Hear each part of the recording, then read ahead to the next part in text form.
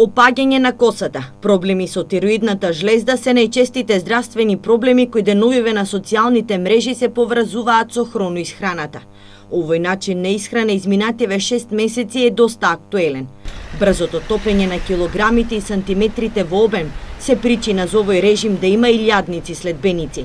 Засега нема конкретни студии за овој тип на исхрана, но со сигурност опаѓањето на косата и проблемите со тироидната жлезда се само информации за дефокусирање на јавноста, вели познатиот штипски интернист доктор Златко Стојменов.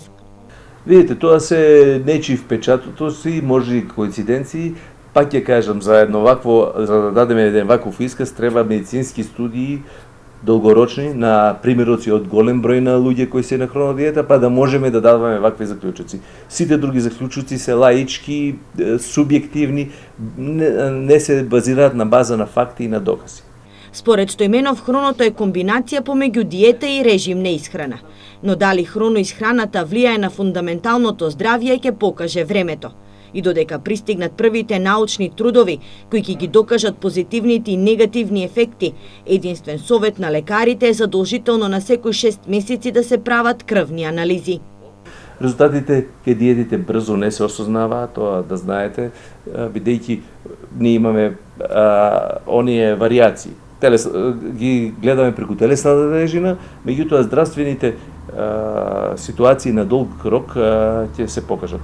Треба да се компарира како се однесува хронодиетата кон холестеролот и триглицеридите, кои се важен дел од нашето битие како ќе ни бидат крвните садови.